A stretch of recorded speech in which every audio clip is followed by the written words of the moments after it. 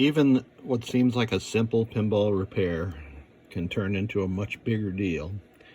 Here I was installing NVRAM on this fishtails MPU, and I noticed there was a bit of corrosion under the solder mask here. So I scraped that off, and I was getting ready to conformal coat it. Gave the board a quick look over, and you can see those 10K resistors by the inductor have got corrosion on them also, and also at the bottom of C32, and this 339 has got corrosion also. So all that's going to have to come off and replace at least the 0.001 microfarad cap, ceramic cap there, and those 8 10K resistors. I've removed the LM339 and sanded down to bare copper, and I removed the header at J210. I would have replaced it anyway. And of course the 5-volt filter cap is off. So you can see how pervasive that corrosion was. It got into these vias, which are critical, and it got into this LM339, and this thing may have lasted for a while, but you can see that corrosion at the left 3 or 4 legs, and how long is it going to take that to eat into the chip and destroy it? I don't know. The other thing you can see is the telltale sign of corrosion. See how that is kind of green at the end there on the inductor? A lot of times CPUs are corroded so much that 3 or 4 coils or the whole coil is corroded green. So this one I'm going to cut a little bit of this off, take one wind off of it, and it'll still kind of do its job, and I'll replace it. All right, we have cleaned up the corrosion that was here, and I've got the inductor reattached and the 0.001 microfarad ceramic cap, my input filter cap, new header here, and these 8 10K resistors, and I've socketed and replaced the LM339. You can see that somebody replaced this 2803 previously. That's not uncommon on a WPC board, but my guess is that there was a little bit of corrosion there that they were trying to address. So I've conformal coated all this bare copper, and this board should be good to go, so the next time you see it will be in my whitewater. And here is the driver board for the fishtails, and somebody was chasing a reset problem at one time. This, I could tell right away that this regulator's been replaced. It's sitting up on washers right now, and the screws are longer than is typical. But the problem reported with this board was the F115 and F116 message on the display. Check F115, 116, or maybe it was 114, 115. And typically this is a problem with the 12 volts and there being corrosion here, or actually 115 or 116 being blown, and that's typically because this bridge rectifier, or one of those fuses, the top one here, 116, protects in case of a short of this bridge rectifier. And I just tested this bridge and it's just fine. Somebody has also replaced C4, and they have done what I just hate, is replaced all 4 of these big old caps. So when I see that, I kind of cringe, because I never know what to expect on the back of the board. And here's what I generally see. You know, this probably came to my client like this, but you can see that they tore these 3 through holes for C6 and C7.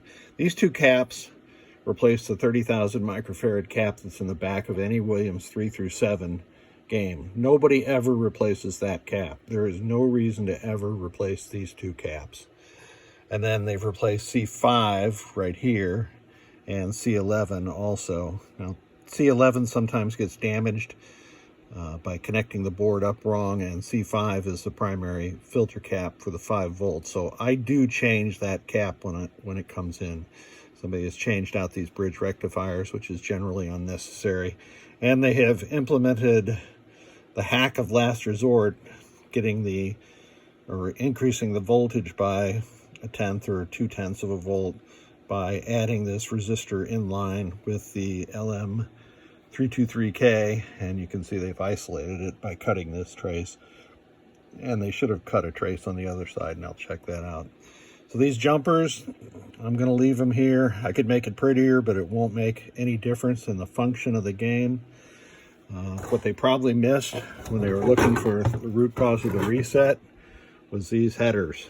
This is the power output header.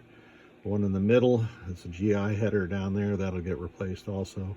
But you can see how scraped up, tarnished, etc. that header is, and the one on the other side is the same way. So I'm going to replace those and get this board into my whitewater to see if it's still having the problem. I really don't expect to see a problem. Nothing I've seen on this board would cause the check fuses message to come up, but we shall see. I guess while I'm ranting, I might as well also include this that I see all the time.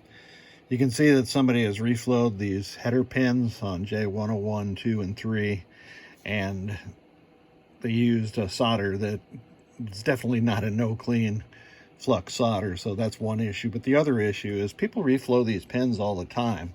That never does a spot of good. They're chasing a reset issue. They didn't reflow this side, but reflowing these pins, everybody always says, reflow those pins. Well, it doesn't do any good. You really don't need all that solder on there, and I'll show you what it should look like. So here I've replaced J101 and 102, and you can see, well, this is what I started with. There's the extra solder flux. I leave that on there until I'm done soldering the headers in, and I've cleaned up these two headers with some naphtha. They're still not very clean, and they'll look a lot better once I take this outside and squirt it with some Castrol Super Clean degreaser and scrub it with a brass brush. But you can see how much solder I use on these. It's really not important to make a gigantic mound of solder. Here's a factory solder joint, and the important thing is that the solder just wicks into the hole and holds the pin in. Having this giant moundo solder like was done here doesn't really help with either the connection or the mechanical stability of the joint. Somebody's touched this one up here too, but this is a factory one on the bottom and a touch up on the top. So that's all we need to do. I'm going to get the rest of these headers in here, check the connection on the flip side of the board for this voltage increase hack. This is a 29 ohm resistor, so it should raise it about 0.25 or so. One other thing I do when I'm cutting off the key pins for a connector is I'll use a flat blade screwdriver to push that key pin all the way in so that it's flush with the pin carrier plastic, and that prevents or it allows a better mate to the female connector, which is going to have a plug in there or a key pin on the female side. All right, time for final acceptance testing of this Fishtails MPU and driver board.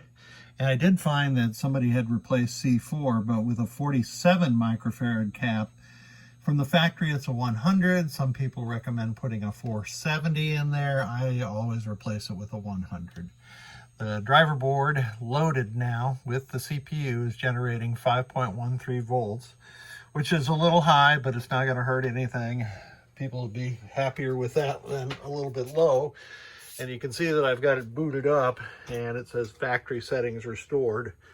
And that is because I changed the ROM out from this Fishtails ROM to my whitewater ROM. So we're going to do some housekeeping here.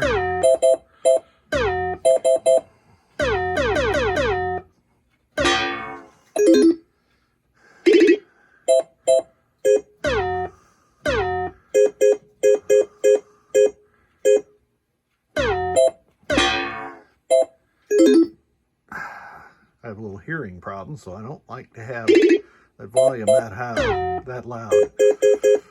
And I'll put it on free play, and then we'll reboot.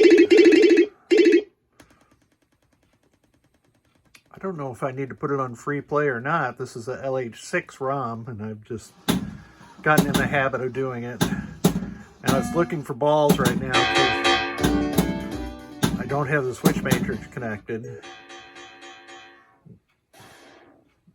That's normal when you don't have the switch matrix connected. So let's get back into test and let's check the switches with my Pinatech tester. You can hear a few solenoids firing, and that proves that the whole switch matrix is working. So let's go to solenoid test.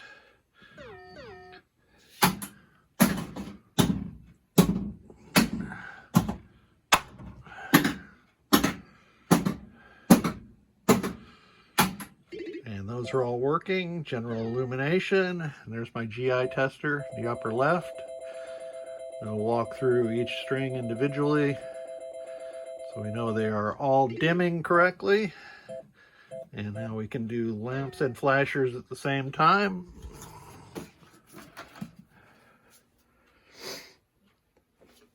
We've got all the playfield lamps working properly and the flashers cycling across the back box. Now, there are a few flashers that are not on the back box, like the one in Bigfoot Cave, and there's one back here, but I always check those individually. So I believe that's it. Yeah, we're all done. So I'm going to play a few games of of Whitewater, and make sure we don't have any reset issues. And then I'll replace the Fishtails ROM and call it good. Oh, actually, I got to wash off this driver board, and I'll get one more little video snippet in showing the before and after. Well, it was a story of missed opportunities. 3 extra balls, just couldn't hit some of the shots.